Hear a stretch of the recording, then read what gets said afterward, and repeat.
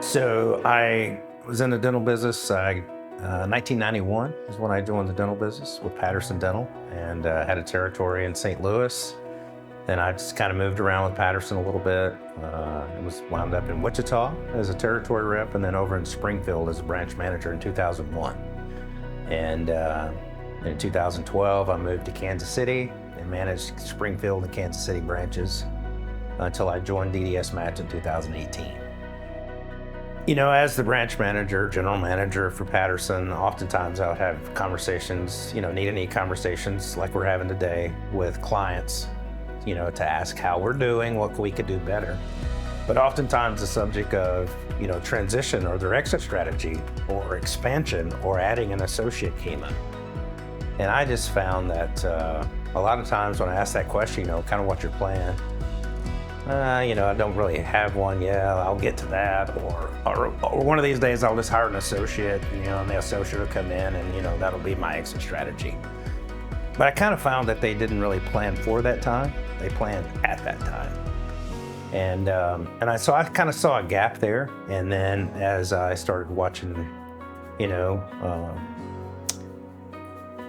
as I started thinking about their transition, when I turned 50, I started thinking about my transition, right?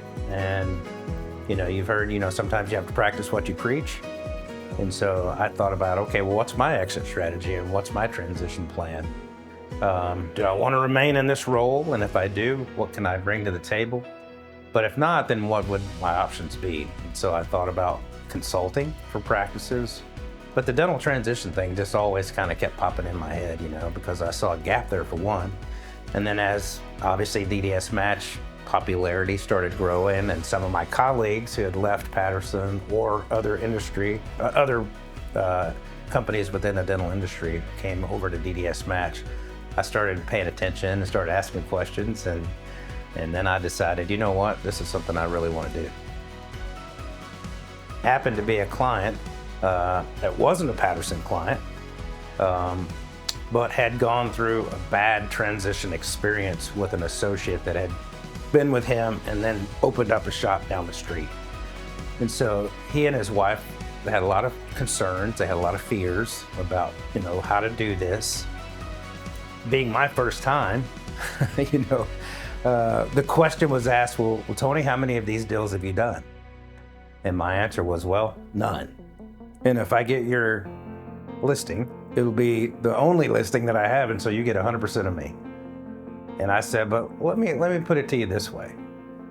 How did you feel when you picked up a drill from your very first patient out of dental school? So, well, I was nervous. I said, of course you were, but all the training and all the preparation that you had in dental school prepared you for that moment. And I feel like that's what my dental career had prepared me for. And it was the smoothest, greatest experience, that I've had since I started this career. And I thought to myself, well, if they're all like this is going to be great. But of course they're not. But it was a wonderful experience, and I still hear from that doctor to this day. And he's happy with the transition. The buyer that bought the practice, she's happy with the transition. So, and that's a good feeling, by the way. Anybody can do a transaction, but you really, these dentists, this is what they do, I mean, it's their place, and many of them don't want to let go of that, because they feel so secure in their dental practice. Their patients love them, their staff loves them. It's where they feel most successful. And so to walk away from that, there's some anxiety with that, of course. They put a lot of time into buying their practice, building their team, building their culture. But the fear of selling the practice or turning it over to someone else and that legacy not continuing, that's a legitimate concern. And to try to help them understand how we can make that happen as best as we can so that their legacy can be protected and we can alleviate some of the concerns and fears that they have, because they've never sold a practice before. And typically it's to someone who's never bought a practice before. So, there's a lot of discussion. There's certainly a lot of I wouldn't say therapy, but there's definitely some conversations to kind of help them, feel a little bit better about that. I think that sets us apart, having the trusted transition process. All throughout my career, and this was probably ingrained from Patterson days, and how we ran our branches, and how we ran our business. It's like you start with the end in mind. What does the ideal scenario look like at the end of this? And so in asking that seller, what does that look like for you? And then trying to work backwards, trying to plug in all the things that we need to do to make that work.